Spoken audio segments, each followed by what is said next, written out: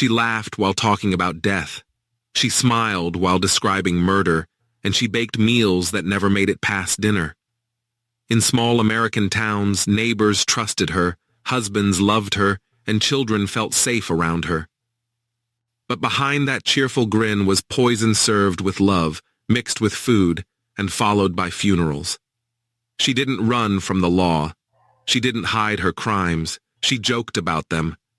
Her name was Nannie Doss, a grandmother who murdered her own family and became one of the most chilling women criminals in history. This is the terrifying story of the woman who killed with a smile. Nannie Hazel Doss was born in 1905 in Alabama, USA. Raised in a strict and controlling household, her childhood was shaped by fear rather than love. Her father believed in discipline through force, and emotional warmth was almost non-existent. From a young age, Nannie escaped reality by reading romance novels, stories filled with perfect husbands, happy endings, and eternal love. But as she grew older, reality never matched her fantasies. Instead of fairy tale marriages, she found disappointment, control, and resentment.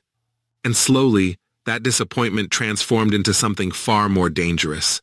Nannie Doss married 5 times, and shockingly, 4 of her husbands died under mysterious circumstances.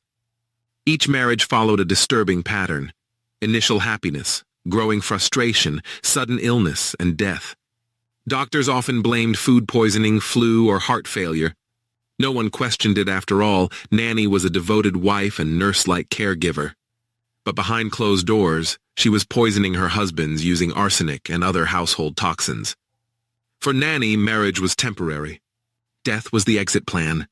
Even more horrifying than the deaths of her husbands was what she did to her own children. Investigators later discovered that 2 of her daughters died after sudden illnesses, both suspected poisonings. Nannie claimed they were weak or sickly, but evidence suggested otherwise. She also killed grandchildren and close relatives, often because they became inconvenient or burdensome.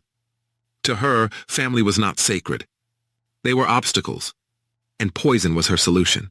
What made Nannie Doss truly terrifying was not just the number of victims, it was her attitude. During police interrogations, she laughed. She smiled. She casually described killing her husbands as if recounting a funny memory. The media quickly named her the Giggling Granny. Psychologists were disturbed by her complete lack of remorse. She claimed she only wanted the perfect husband, and when reality disappointed her, she simply removed them. Murder, to Nannie, was not violence, it was correction. Nannie's downfall came in 1954 after the death of her 5th husband, Samuel Doss. This time, doctors grew suspicious. Toxicology reports revealed arsenic poisoning. Police reopened previous deaths connected to Nannie, and the truth finally surfaced. Faced with overwhelming evidence, she confessed not with tears, but with laughter. She admitted to killing at least 11 people, possibly more. Her calm demeanor chilled even the most experienced detectives. Nannie Doss was found mentally competent to stand trial. In 1955, she was sentenced to life imprisonment rather than death, due to her gender and mental health evaluations of the time. She showed no regret, no guilt, no sorrow. Instead, she continued to charm prison staff, telling jokes and smiling until the end. Nannie Doss died in prison in 1965 from leukemia. She never truly faced justice for all her victims. There were no emotional apologies, no redemption, just a quiet ending to a life filled with smiling murder. Her story remains one of the most disturbing examples of how evil can hide behind friendliness, laughter, and grandmotherly charm. Nannie Doss didn't look like a monster. She didn't act like one. She laughed, she smiled, and she killed the people who trusted her most.